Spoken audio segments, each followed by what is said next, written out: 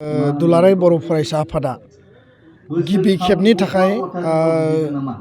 आंनि बिमा राव आंनि सोलोंथाइ माय मादार टां एन्ड माय एजुकेशन मोनसे slogan mission skill and quality education गुन गोनां सोलोंथाइनि मावथांखि बे एजेन्डानि सायावनो जों लादों आरो जोंनि गुबै थांखिया जाबाय जे आथिखालाव सारा आसाम नाङै बर' बिजों गुदि फरायसालियाव फरायसा फरायसुलिनि संख्या अनजिमाया खमायलांदों आरो बे एनरलमेन्टआ खमायलांनायनि थाखाय जिहेतु जोङो आसाम सरकारनिफ्राय 2 बोसोरनि थाखाय मोनसे एगजेम्पसन बिदोंमोन मानो होनना बुङोब्ला 4000 फरायसालिखौ आसाम सरकारा मार्जार खालामबाय बन्द खालामबाय आरो बे मार्जार खालामनायनि लिस्टआव बर' मिडियामखौ जोङो बाद दोन्दोंमोन रेहाय बिदोंमोन 2 बोसोरनि थाखाय 2 बोसोराव जों बेयाव एनरलमेन्ट बारायगोन गोबां बर' मिडियाम स्कुला 4 5 8 10 12 15 जन स्टुडेन्टजों दिनै सोलिगासिनो दङ बर' मिडियाम स्कुलाव फोरोंगिरिनि आंखाल दङ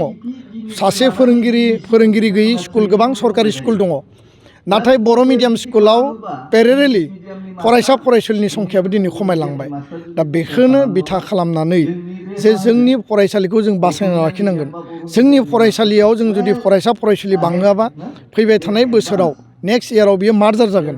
आरो जों सरकारखौ जुक्ति होनानै जों लाखिनो हानाय नङा जों बुंनो जे बर' मिडियामनि स्कुला खम आरो बेखायनो जोंनो स्कुल नांगौ आरो जेराव स्कुल गैया बे स्कुल गोदान गायसननांगौ बे एलपि एमइ हाइ स्कुलानो जाया मानो खिन्थु दिनै एनरलमेन्ट खमायलांनायनि थाखाय थाखानाय स्कुला जुदि बन्द जायोब्ला जोंनि मादार टां मिडियाम बर' मिडियामनि भबिसतआ मा बर' मिडियाम फोथांना लाखिनायनि थाखाय गोबां भाषा आन्दलनाव शहीद जाबाय मिडियामनि थाखाय दिनै गोबां मानसिया गावखौ सेक्रिफाइस खालामबाय बड'लेण्ड दाबिनानै जोङो मोनथाम आन्दलनाव गोबां माने जोङो मुंख्लं जाबाय बिनि उनाव माहारिया दिनै मोनसे लेभेलाव दिनै जौगाबाय मोनसे अधिकार मोनबाय बिनि उनाव दिनै जुदि जोंनि स्कुला जुदि थैयोब्ला गाबोननो गुबुन खाथिनि स्कुला थैयोब्ला बर' मिडियामनि संख्यानि स्कुलानो थैलाङोब्ला बर' रावा मा जागोन बर' हारिया मा जागोन दा बेखायनो बर' मिडियामनि स्कुलखौ फोथांना लाखिनायनि थाखाय रायजो राजाजों जोंनि सावरायनाय हाबाफारि लादों आइ आफाखौ जों खावलायदों गार्जेनखौ खावलायदों गथ'नि बिमा बिफाखौ जों खावलायदों आरो न' थांनानै दर टु दर थांनानै जायफोरा एडमिसन लानो सम जाबाय जायफोरा दिनै स्कुलाव थांनो सम जाबाय बिथांमोनखौ जों खावलायनानै थाखो 3निफ्रायनो 3 बोसोरनिफ्रायनो जिहेतु एडमिसन लानो हायो राष्ट्रीय शिक्षा नीतिया मादार टां मिडियामाव साबसिन हामसिन सोलोंथाइ लानायनि थाखाय बिथांमोना इम्परटेन्स होदों बेखौ बिथा खालामनानै जों गथ' गथाय लाबोफिननायनि थाखाय मोनसे बे अभियान एनरलमेन्ट बांहोनायनि मोनसे बे अभियान आरो जिहेतु थांनाय बोसोराव टिचार गैयै जायगायाव टिचार होनायनि थाखाय जोङो खामानि मावदोंमोन आरो बे बोसोराव जोङो एनरलमेन्ट बांहोनायनि थाखाय बे अभियानखौ लादों आसा खालामो गासै रायजो राजाया बिनि सायाव गुरुत्त होगोन आरो बिथांमोना मदद होगोन आरो गावबा गावनि गथ'फोरखौ दैथायहरनानै मोजां सोलोंथाइ गुन गोनां सोलोंथाइ होनायाव जोथोन लागोन स्कुलाव टिचारा क्लास खालामदोंना खालामाखै एसएमडिसिआ नायनांगौ गार्जेनफ्रा नायनांगौ समाजा नायनांगौ आरो एबसुआ बिनि सायाव नोजोर होगोन नाथाय बाथ्राया जाहैबाय जे बर' मिडियामजों सोलोंथाइ लायोब्ला डाक्टार इन्जिनियार जाया आइएस आइपिएस जाया एसिएस एपिएस जाया मोजां मानसि जानो हाया इंराजि रोङा हिन्दी रोङा बे मोनसे भुल धारना आरो बिनि उदाहरन दङ साक्सेसफुल स्टरि गोबां दङ जायफोरा एमबिबिएसआव एडमिसन लाहैदों बर' मिडियामजों थांदों जायफोरा एसिएस एपिएस मोनदों बर' मिडियामजों थांनायबो दङ इंराजि आरो एसामिसजोंबो थांनाय दङ खिन्थु बर' मिडियामाबो निल नङा दा बेखायनो बर' मिडियाम फरायनानै मोजां इंराजि सोलोंनानै मोजां हिन्दी सोलोंनानै गावनि केरियार दानो हायो मिडियामा दाय नङा प्रब्लेमा जाबाय परिबेस आरो बेयाव जोङो जोंनि थाखानाय स्कुलावनो इंराजिखौ साबसिन फोरोंनानै मोजां सोलोंथाइ बोरै होनो हायो बिनि सायावसो इम्परटेन्सखौ जों होनांगोन आरो बेखायनो नैबे अभियाननि गेजेरजों बर' मिडियामनि फरायसालिखौ रेस्किउ खालामनानै बेखौ फोथांफिननानै बर' मिडियाम स्कुल थांना थायोब्ला बर' स्टुडेन्टआनो आंनि फंबाय बिनानाव सोरनिबा माने फिसा फिसौ गथ' गथायानो बेयाव टेट पास जानानै साख्रि मोनगोन आरो मिडियामा थैयोब्ला साख्रि मोननायनि संख्याबो खमायगोन आरो जोंनि एंगेजमेन्टआबो आनएमप्लयमेन्ट इयुथनि संख्याबो बांगोन दा बेखायनो फारसेथिं जातिनि सार्थ मिडियामनि सार्थ भाषानि सार्थ आरो फारसेथिं रिक्रुइटमेन्ट पार्टखौबो नायनानै जोङो मिडियामखौ फोथांनानै लाखिनांगोन गोबां जोंनियाव तथ्य दङ जोंनि गामि ओनसोलानो जा नोगोर ओनसोलानो जा जोंनि जि जनसंख्या जोंनि जि जोनोम होनायनि संख्या बे हारा दिनै जथेस्थ खमायलांबाय आरो खमायनायनि थाखायबो दिनै जोंनि एनरलमेन्टआ खमायदों गामियाव बा नगराव गथ' गथायनि संख्यानो गैलिया गोदो माने साब्रै साबा 8 दजन गाहाम न'खरसेयावनो गथ' माने जोनोम मोन्दोंमोन बा दङमोन आरो बे हिसाबै फरायनायनि संख्याबो बारामोन दिनै जोंनि जोनोमनि संख्या खमायबाय आरो अट'मेटिकेलि जिखिनि जोनोम जायो बे मानसिफोरा दिनै प्राइभेट आरो इंलिश मिडियामाव माने थाङो बे माने मानसिफोरनियाव मोनसे धारना फैबाय सोरबा रिक्सावाला थेलावाला सोरबा दिन हाजिरा मावनायाबो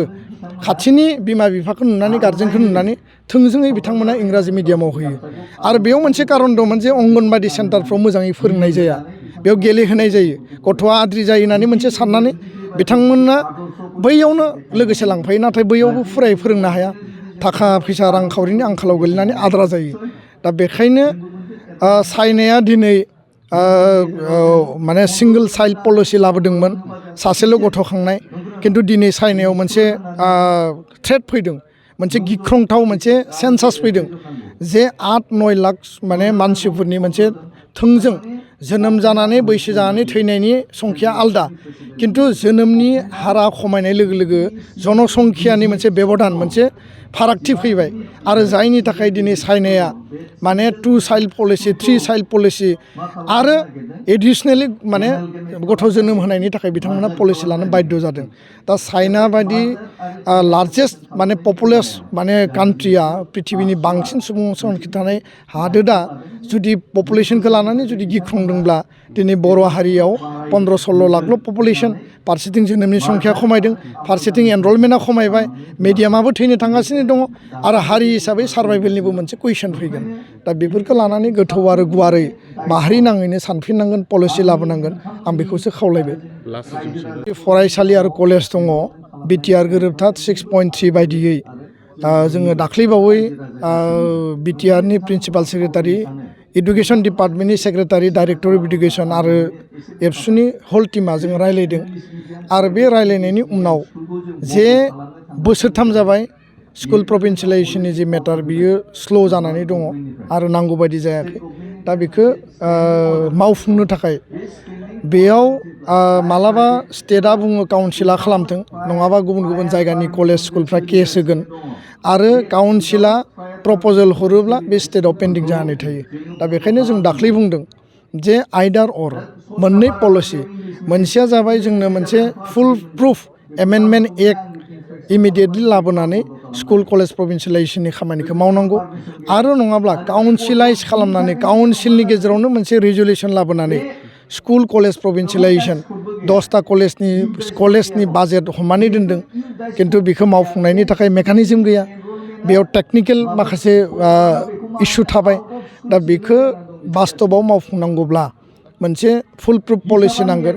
आरो मोनसे सिस्टेमेटिक मेनारनि खामानि मावनांगोन जोंनि इन्ट्रेस्टआ जाबाय गोख्रैनो स्कुल कलेज प्रभिन्सियेलाइज जानांगौ नङाबा भेन्सार स्कुल कलेजनि अबस्थाया आरोबाव गाज्रिसिन जागोन आरो बिसोरो टटेलि साफार जानानै बे कलेज बे इनस्टिटिउसना गैया जाजोबगोन दा बेखायनो जों बेखौ दाबि होदों गोजोन्थों